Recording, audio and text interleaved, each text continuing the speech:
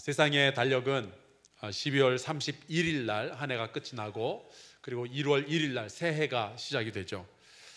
그런데 교회에는 교회력이라고 해서 교회만의 달력이 따로 있습니다. 교회는요, 한 해의 시작이 바로 이 크리스마스를 4주 앞둔 그 주부터 시작이 되는데 바로 오늘입니다.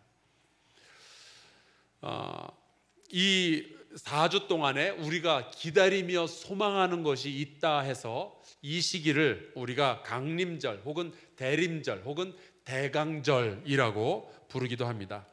우리가 소망하고 기다리는 것은 하나예요. 예수 그리스도의 오심. 2000년 전에 우리가 아기 예수 그리스도의 오심을 우리가 소망하고 기대했다면 이제 저와 여러분은요, 예수께서 다시 오심을 소망하며 기대하는 겁니다. 그래서 우리가 기다리는 이 자세를 잘 갖추기 위해서 이 대강절이라는 4주 동안의 기간을 만들어 놓고 우리는요, 우리의 미래에 대해서 생각하고 우리의 지금에 대해서 다시 한번 경각심을 가지게 되는 거죠. 그래서 이 크리스마스 시즌에는 우리가 보통 메리 크리스마스 하는 그러한 인사말을 쓰긴 하지만 그거보다 훨씬 더 적절한 인사말이 있는데 아람어로 마라나타라는 말이 있습니다. 작년 크리스마스 때도 우리가 같은 말로 서로 인사를 나누었는데요, 이 마라나타라는 것은 주 예수여 어서 오시옵소서라는 뜻입니다. 자, 우리 양옆 앞뒤로 한번 인사를 나누도록 하겠습니다. 마라나타.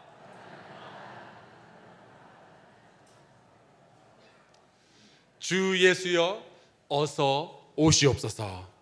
예수님은 다시 올 거예요. 자, 그렇다면은 우리는 어떻게 살면 될까요? 여러분, 우리가 다시는 주님 안 볼 것처럼 살 수는 없는 거잖아요. 우리가 살아있는 동안에 주님께서 오시지 않는다면 우리가 죽어서 주님께로 가게 될 텐데 언젠가는 만날 거 아니겠어요? 그 만남을 준비하며 살아가는 저와 여러분 될 수 있기를 바라요. 특별히 이 크리스마스 전 이 4주 동안의 기간에 우리가 예수의 말씀에 더 순종하기 원하고 예수의 말씀 안에서 더 거룩한 삶을 살기 원한다라는 그런 기도의 제목 가지고 함께 노력할 수 있기를 바랍니다. 작년 대강절에서 시작해서 올해까지 지난 1년 동안 우리가 크게 회복이라는 주제를 가지고 함께 말씀을 나누었습니다.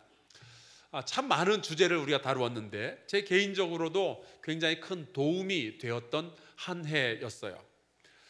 제 자신과 우리 성도들이 겪는 고난과 슬픔들, 어려움들을 주님의 말씀 가운데 한번 비추어 보고 그 말씀 속에서 해답을 찾다 보니까 우리 성도들이 힘들게 살아가는 이야기들도 더 제가 많이 듣게 되었고 정말 주님은 우리의 인생의 주인이 되셔야만 되겠구나라는 그런 고백도 하게 되었습니다. 이 말씀을 연구하고 설교를 준비하다 보니 알게 된 것이 우리 예수님은요, 정말 우리의 모든 아픔과 질고들, 우리의 슬픔과 고민들을 전부 경험하셨더라고요. 그분도 배신당하셨고 그분도 고민하셨고 그분도 우셨고 그분도 고통당하셨어요. 그분은 우리 모두를 창조하신 하나님이시기 때문에 모든 지혜와 지식의 근본이시기 때문에 굳이 우리 인간의 고통을 직접 경험해 보셔야 인간들이 이래서 힘들어하는구나 그렇게 아실 분이 아니거든요. 이미 다 아시는 분이에요. 하지만 그분이, 하나님이 이 땅에 오셔서 우리가 겪는 그 고통을 같이 겪었다라는 그 말씀을 들으면요, 왠지 그분과 우리 사이에 전우애 같은 끈끈한 유대감이 생겨납니다. 왠지 모르겠어요. 나와 같은 고통을 누군가 겪고 있다 그러면 왠지 우리가 하나가 된 느낌을 가지게 되잖아요. 그래서 그분이 나의 고통을 겪었다라는 그 사실 하나만으로도 참 큰 힘과 위로가 되죠. 그 예수 그리스도의 회복의 역사가 지금도 살아서 여러분과 저의 가정 가운데 놀라운 회복의 역사를 이뤄갈 수 있기를 주의 이름으로 축원합니다. 오늘부터 앞으로 1년 동안은 우리가 믿음이라는 큰 주제를 가지고 함께 말씀을 나누려고 합니다. 제가 모태신앙으로 태어나서 지금까지 한 50여 년 동안 예수님을 믿어왔는데 제가 믿음에 대해서 살펴보니까 여전히 다듬어야 할 부분들이 너무 많은 거예요. 우리가 믿는다고 하는데 도대체 누구를 믿는가? 무엇을 믿는가? 어떻게 믿는 건가? 왜 믿는 건가? 우리가 다 믿는다고 말을 하기는 하는데 과연 믿는다는 게 무슨 의미인가? 누가 믿는 사람인가? 믿었다면 나는 어떻게 살아야 되는가? 큰 믿음도 있고 작은 믿음도 있다는데 그게 다 뭔가? 여러분, 우리가 믿음에 관련돼서 나눠야 할 이야기가 너무너무 많이 있더라고요. 특별히 예수 그리스도를 믿는 사람들은 다 하나님의 일을 위하여서 부르심을 받은 성도인 줄로 믿어요. 주님, 내가 여기 있사오니 나를 써 주옵소서. 이게 저와 여러분의 기도의 제목이잖아요. 그렇죠? 그럴 거예요. 그렇게 될 거고요. 그런데 우리 같은 사람들이 어떻게 그렇게 하나님의 거룩하고 영광스러운 일을 할 수 있을까요? 우리 양 옆에 계신 분들 살짝 한번 쳐다보세요. 이렇게 한번 쳐다보세요. 자, 이제 저를 보시고 여러분의 옆에 앉은 그 사람이 그 거룩하고 영광스러운 하나님의 일을 할 수 있는 사람인 것 같아요? 아멘? 그러면 여러분 자신을 한번 생각해 보세요. 여러분이 그럴 자격이 있어요? 그럴 능력이 돼요? 헷갈리죠? 이런 질문에 대해서 예수께서는 해야 된다라고 말씀하셔요. 너희가 부름받았다. 너희가 하나님의 일을 해야 된다. 그런 말씀을 하셨더니 제자들이 하는 말이 하나님의 일이 도대체 뭡니까? 그렇게 질문을 하죠. 그때 예수께서 요한복음 6장 29절에 이렇게 대답하셨어요. 믿는 것이 하나님의 일이니라. 자, 저를 한번 따라해 보실까요? 믿는 것이 하나님의 일이니라. 놀라운 말씀이에요. 여러분, 우리가 하나님의 위대한 역사를 우리의 삶 가운데 경험하기 원하신다면 믿는 일부터 잘 해야 돼요. 저처럼 교회의 역사를 오랫동안 연구한 그 학자들 가운데 지난 2000년 동안 교회 역사에 대해서 말을 할 때 아주 즐겨 사용하는 문장이 하나 있습니다. 이런 거예요. 교회의 역사라는 것은 이전에 죽은 자들의 지금까지 살아있는 믿음에 대한 이야기다. 죽은 자들의 산 믿음의 이야기가 교회의 역사라는 거예요. 여러분, 우리가 민주적으로도 일해봤고요, 상식적으로도 일을 해보고, 합리적으로 논리적으로도 일을 해보고요, 효율적으로도 경제적으로도 일을 해봤는데 믿음으로 일해보지 못했다면 우리는 아직 하나님의 역사를 제대로 경험해보지 못한 거예요. 교회 안에서도 민주적으로 일해야 된다고, 우리가 합리적으로 일해야 된다고, 효율적으로 일해야 된다고 말은 하지만 여러분, 우리가 믿음으로 일해야 할 줄로 생각해요. 기독교는 지난 2000년 동안 인류가 상상도 할 수 없는 그러한 일들을 말했고 또 실천으로 옮겼습니다. 여러분, 남자와 여자가 동등한 위치, 그들은 하나님 안에서 평등한 존재다. 이것을 인류 역사 가운데서 누가 제일 먼저 말했는 줄 아세요? 기독교인들이 제일 먼저 말했어요. 헬라인과 로마인들과 그 다음에 유대인들이, 그들이 다 인종은 다를지 몰라도, 국가는 다를지 몰라도 다 형제요 자매요 평등한 사람들이다. 이거를 인류 최초로 누가 말했는지 아세요? 기독교인들이 그랬어요. 노예와 자유인들이 평등한 형제와 자매로서 살아야 된다. 세상 그 어느 누구도 상상도 하지 못했던 이야기를 최초로 말한 사람들이 누군지 아세요? 기독교인들이에요. 지금에 와서는 우리가 다 그렇게 살아야지라고 말하지만 지금도 우리가 제대로 하지 못하는 인종에 대한 편견들, 남녀에 대한 차별들, 2000년 전부터 기독교인들은 그것을 믿고 세상에 만들어 왔던 거죠. 왜요? 예수께서 사람들을 그렇게 대해 주셨으니까. 그 예수를 믿는 사람들은 이렇게 살아야 된다라고 생각을 했던 거죠. 1919년 3월 1일 독립선언서가 발표가 됩니다. 거기에 이제 민족 대표 33명이 자기의 이름을 기록하게 되죠. 여러분, 그곳에 자기의 이름이 기록되었다는 것은 앞으로 평생 동안 일본 경찰에 의해서 쫓겨 다녀야 된다라는 것을 의미하는 것이고요, 만약에 붙잡히면은 감옥에 가거나 아니면 고문을 당하거나 사형을 당할 수 있다라는 것을 의미해요. 그런데도 거기에 자기의 이름을 기꺼이 올려놨던 33명이 있었어요. 그런데 그 33명을 조사해 보니까 종교가 3가지로 나타났는데 불교인이 2명, 천도교인이 15명, 그리고 기독교인이 16명이었어요. 기독교인이 가장 많았어요. 그러면은 우리가 생각하죠. 천도교도 꽤 하는데 기독교하고 비슷비슷한데, 여러분 천만에요. 1919년에 대한민국에는 300만 명의 천도교인이 있었어요. 그에 비해서 기독교인은 몇 명이냐? 20만 명, 15분의 1이었어요. 그런데 천도교인들보다 많은 숫자의 믿는 자들이 자기의 이름을 독립선언서에 기록한 거예요. 왜요? 믿으니까. 예수 그리스도께서 우리 대한민국 백성에게 출애굽의 역사를 일으켜 주실 것이라고 믿었으니까, 예수 그리스도 안에서 자유로움이 얼마나 좋은 것인지 알고 믿었으니까 그들은 자기의 이름을 거기에 올려놓은 거예요. 여러분, 그들은 합리적으로, 효율적으로, 상식적으로 살았던 사람들이 아니라 믿음으로 살았던 사람들이에요.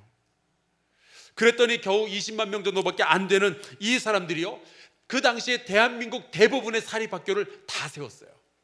그 당시 나라가 가난해서 병원 하나 변변히 만들지 못할 때 이 나라에 있던 대부분의 병원은 다 그 믿음의 사람들이 다 세워놓은 거예요.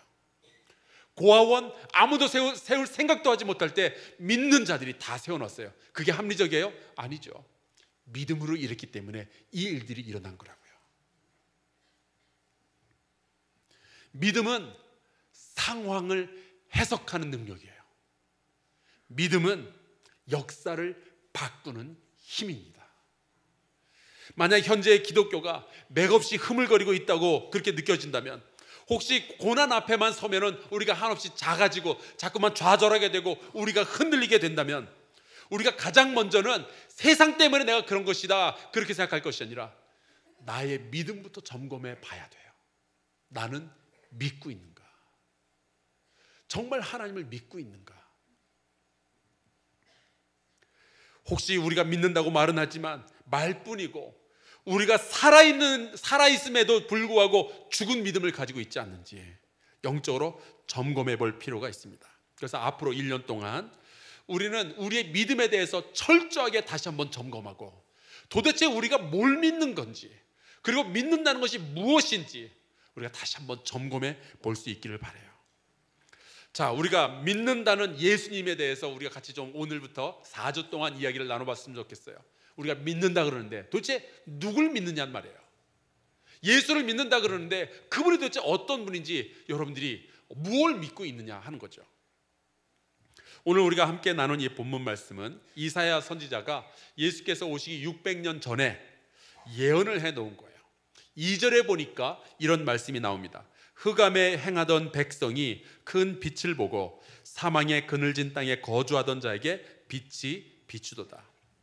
여러분, 이제 크리스마스가 슬슬 다가오면서 이제 내 사랑하는 사람에게, 내 자녀들에게, 내 남편, 내 아내에게, 내 부모님에게, 혹은 간혹 가다가 목사님들에게 무슨 선물을 해야 될지 고민이 슬슬 시작되지 않으세요?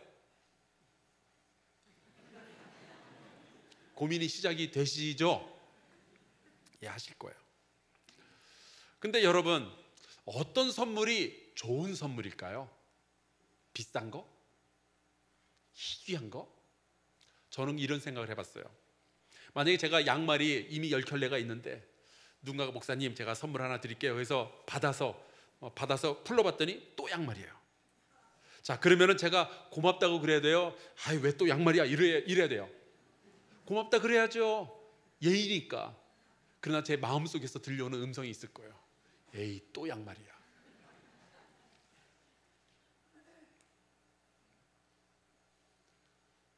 설날 때면은 제 방에 홍삼이 쌓여요. 고맙죠. 목사를 생각해 주니까. 그러나 저는 이런 생각을 해봐요. 가장 좋은 선물이라는 것은 내가 정말 필요로 하는데 내 능력으로는 가질 수 없는 그거를 누군가가 눈치를 채고 내게 주는 그 선물, 그게 정말 좋은 선물일 것 같아요. 오늘부터 여러분 남편을 위해서, 아내를 위해서, 자식을 위해서 잘 좀 생각해 보시길 바라요. 근데 오늘 말씀해 보니까 6절에 한 아기가 태어났다라고만 말씀하시는 것이 아니라 그 이어서 이렇게 돼 있어요. 한 아들을 주신 바 되었다. 여러분, 이 예수 그리스도는요, 하나님께서 우리에게 주신 선물이에요. 우리의 모든 것을 다 아시는 그분께서 얘들이 이게 필요하구나 그러면서 주신 선물, 가장 위대한 선물이 이 예수 그리스도였어요. 그런데 오늘 말씀해 보니까 그 선물이 큰 빛이다라고 되어 있죠. 여러분, 우리를 전부 다 아시는 그 하나님께서 우리에게 빛을 선물로 주신 이유가 뭘까요? 그러면 왜 예수 그리스도는 이 땅에 빛으로 오셨어야 할까요? 그것은요, 우리가 흑암에 앉아 있고 사망의 그늘진 땅에 거주하고 있었기 때문이에요. 성경에 그렇게 되어 있어요. 우리 안에 어두움이 있기 때문에 그래요. 우리가 살아가는 이 세상이 어둠으로 가득 차 있으니까 빛 되신 예수 그리스도께서 오신 거죠. 만약에 여러분이 느끼기에 지금 내 삶이 흑암과 같고 나의 하루하루가 사망의 그늘진 땅 같다라는 그런 느낌이 있는 분들이 있다면 오늘 말씀 좀 잘 들어보시길 바라요. 제가 지난주에 보스턴에 다녀왔는데 보스턴은 지금 뭐 이미 크리스마스 분위기가 뭐 한참이에요. 어딜 가나 이제 캐롤도 들리고 그리고 불빛도 막 반짝거리고 난리가 났어요. 이제 돌아오는 길에 제가 저녁 7시 반쯤에 이미 캄캄해졌고 7시 반쯤에 비행기를 탔는데 이렇게 이륙하면서 봤는데 세상에 도시가 너무 아름다운 거예요. 불빛들이 어쩜 그렇게 많이 반짝거리고 있는지 모르겠어요. 그리고 아마 그 불빛들 중에 한 반 이상은 크리스마스 장식에서 나오는 불빛인 것 같아요. 근데 비행기 안에서 그 불빛들을 물끄러미 바라보면서 그런 생각이 들었어요. 왜 크리스마스 때는 사람들이 이렇게 전등, 불빛에 신경을 많이 쓸까? 여러분, 저희 교회도 어저께까지 그 성단 장식하고 또 성탄 그 장식하는데 다 끝났는데 얼마나 수고들 많이 했는지 모르겠어요. 근데 여기 보시다시피 불빛들이 들어가 있어요. 바깥에 나가도 있고요. 또 우리 그 카페 앞에 보면은 새롭게 이게 불빛 다 이렇게 만들어가지고 얼마나 아름답게 만들었는지 몰라요. 여러분 밤에 꼭 들러서 사진 한번 찍어보세요. 너무 예쁘게 나오더라고요. 근데 여러분 생각해 보셨어요? 우리는 왜 이렇게 성탄절만 되면은 불빛에 집착할까요? 어느 그 성탄 장식에도 왜 이렇게 불빛들이 자꾸만 들어가게 될까요? 이유는 이거예요. 예수 그리스도가 빛으로 오셨기 때문에. 그분이 스스로 그러시죠. 나는 세상의 빛이다. 여러분 1년 중에요 가장 밤이 긴 때가 동지라고 그러는데 그때가 양력으로 12월 21일, 22일 요때쯤이에요. 그때가 우리의 1년 가운데 가장 어두운 시기죠. 그때 빛을 밝혀내는 거예요. 크리스마스 장식은 그래서 가장 어두운 시기에 가장 밝은 빛을 내는 것으로 하는 겁니다. 왜냐하면 어두운 세상에 빛 대신 예수 그리스도께서 오셨다는 것을 이 빛으로 증거하고 기억하려고 하는 거죠. 여러분 예수께서 태어나시던 그 시기가 이스라엘에게 있어서는 암흑시기였어요. 로마에 의해서 나라가 완전히 망해버렸죠. 그리고 뭐 바리새인이다 율법학자다 하는 사람들은 입으로는 하나님을 공경하나 그들의 마음은 하나님에게서 완전히 떠나 있었죠. 뿐만 아니라 그 시기에 백성들은요 억압과 고통과 슬픔에 빠져 있었고 굉장히 많은 사람들은 소망 없이 그냥 살다가 죽고 있었어요. 여러분 오늘날은 어때요? 좀 다른가요? 제가 보기에 우리 성도들 가운데 많은 분들이 중소기업 하시는데 너무너무 힘들대요. 우리 청년들은 뭐 3포 시대니 5포 시대니 그러더니 요즘은 또 7포 시대래요. 뭐 이렇게 포기하는 게 많은지 모르겠어요. 왜요? 소망이 보이질 않는 거예요. 세상이 너무 어둡다는 거죠. 세상은 온갖 죄와 탐욕으로 채워져 있고 여러분 여전히 우리의 시대에도 어둠이 존재하고 있습니다. 그렇다면 우리에게 필요한 것이 하나 있는데 빛으로 오는 예수 그리스도, 그분이 필요해요. 오늘 본문 말씀에서 2절 위를 이렇게 올라가서 보면은 이사야서 8장 22절이 나오는데 이렇게 되어 있어요. 땅을 굽어보아도 환난과 흑암과 고통의 흑암뿐이리니 그들이 심한 흑암 가운데로 쫓겨 들어가리라. 여러분 이 흑암 가운데 있는 사람들이 땅을 굽어봤다고 되어 있는데 왜 굽어봤을까요? 소망을 찾아보려고요. 빛을 찾아보려고요. 이 땅에 혹시 어디 빛이 없는가? 붙잡을 것이 없는가? 인생에 답은 없는가? 그래서 스님들은 절로 들어가고 과학자들은 실험실로 들어가고 철학자들은 도서관을 찾아가죠. 그런데 여러분 어두움밖에 발견할 수 없는 거예요. 여러분 이 땅에서도 우리 안에서도 빛은 발견되지 않아요. 인생의 해답은 거기 있지 않죠. 굉장히 많은 사람들이 이제 과학이 발달하고 또 많은 사람들이 지식이 높아지면서 우리가 인간끼리 잘하면은 행복한 세상을 만들지 않을까, 또 밝은 세상을 만들지 않을까, 그런 상상을 했던 시절이 있었어요. 산업혁명이 일어났죠. 자본주의가 발달하죠. 돈이 많아지니까 야, 이 정도면은 우리 한번 잘 살 수 있겠다, 하나님의 도움 없이도 할 수 있지 않느냐, 그렇게 말하는 바로 그 시기에 제1차, 제2차 세계대전이 일어났어요. 여러분, 사람들은요 그게 안 되는 거예요. 유럽에서는 그런 말들이 유행하기 시작했어요. 신은 죽었다. 과학이 막 발달하고 그러니까 사람들이 오만해져가지고 신은 죽었다. 이제는 우리가 스스로 뭔가를 할 수 있다. 우리끼리 한번 머리 잘 짜보자. 좋은 법을 만들고 좋은 시스템을 만들면은 우리가 아름다운 세상을 만들 수 있지 않겠느냐. 인간다움으로 모든 문제를 해결해보자. 그러면서 많은 철학자들이 나오기 시작했죠. 그러면서 나왔던 것들이 무신론, 그리고 무신론의 바탕을 둔 공산주의가 만들어집니다. 모든 백성들이 평등하게 행복하게 잘 살 수 있지 않겠느냐. 그리고 스탈린이 등장하죠. 6천만 명을 죽여요. 그리고 아무런 양심의 가책이 없었습니다. 왜요? 신이 없는데.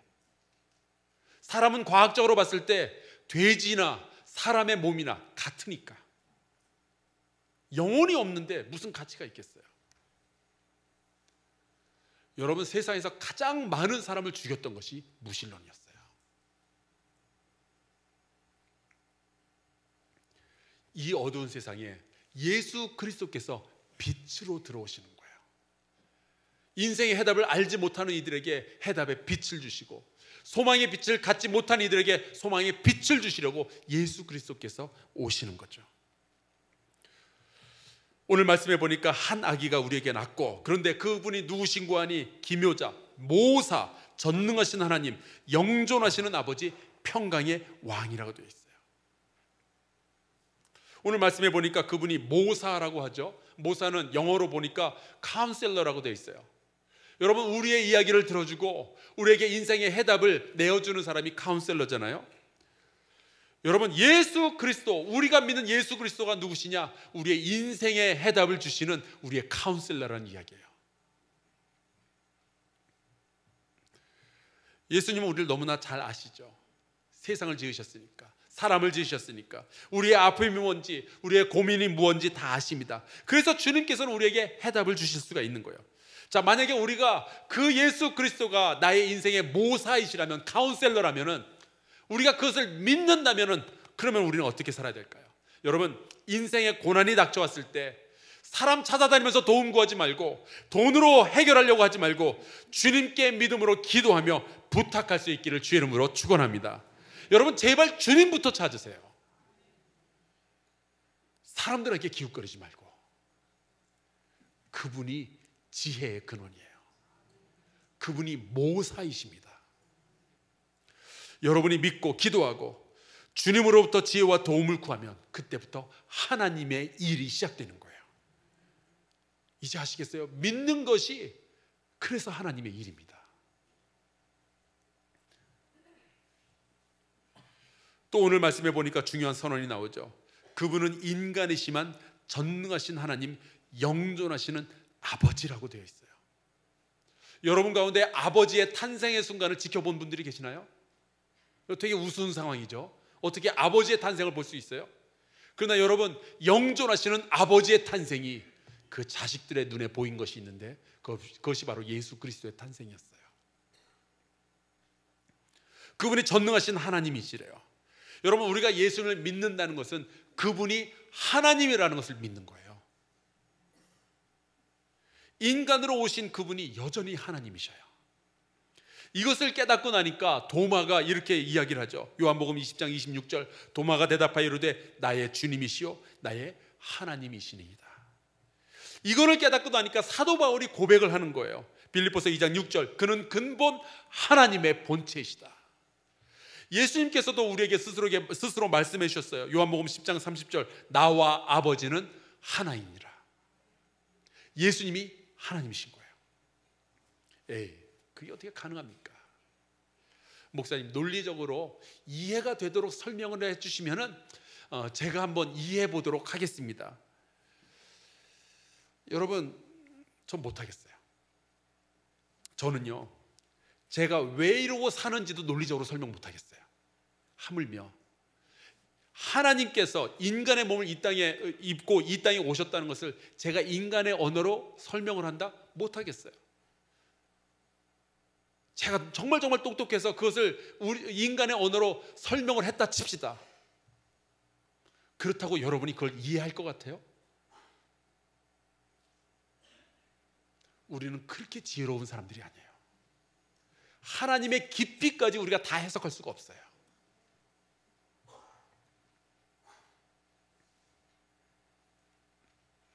그래서 성경은 이 부분을 이해하라라고 말씀하시지 않고 믿으라라고 말씀하시는 거예요.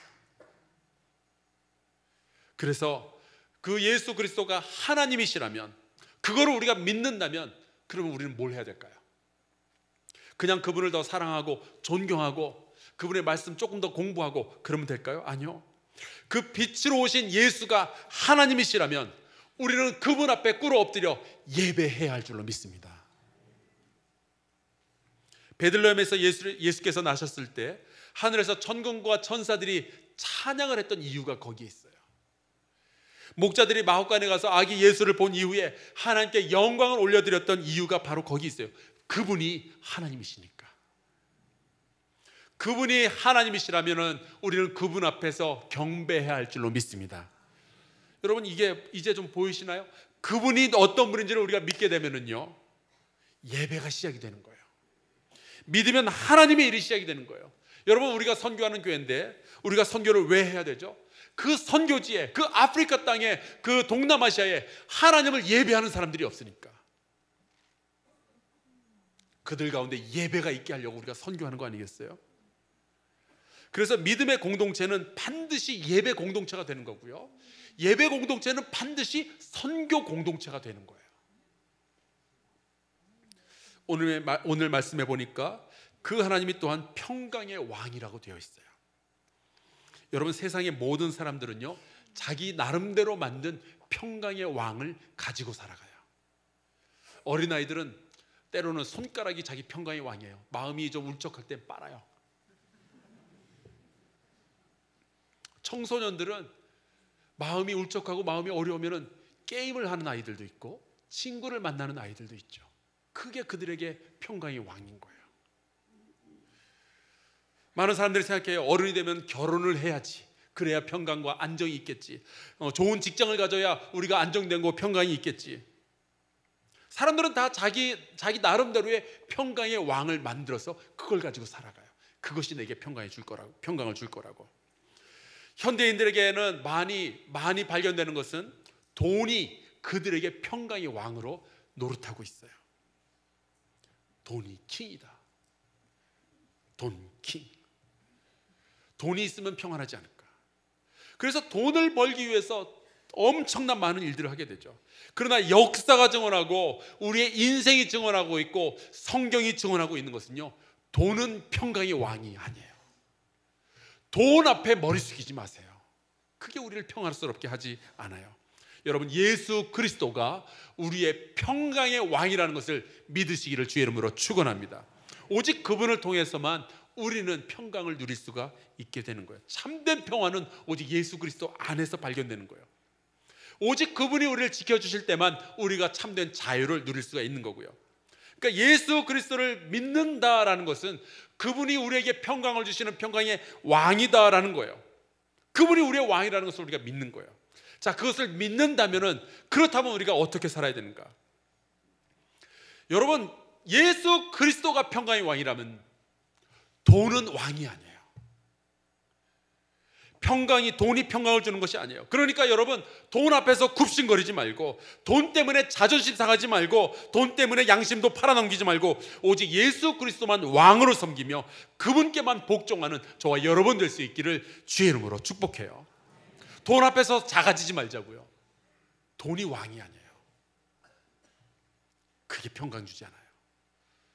믿음으로 주님의 음성에 복종하며 살아가는 저와 여러분 되기를 간절히 축원합니다. 이렇게 예수 그리스도가 누구신지를 믿으면 하나님의 일이 우리의 삶 가운데서 일어나기 시작하는 거예요. 믿는 게 하나님의 일이에요. 찬송가 105장에 보면 이런 가사가 나와요. 주는 우리의 소망이요 힘과 위로 되시니 오래 기다리던 백성이 많은 복을 받겠네. 모든 백성 구하려고 임금으로 오시니 영원토록 우리들을 친히 다스리시네. 우리 같이 찬송가 105장 찬양하고요, 잠시 기도합시다.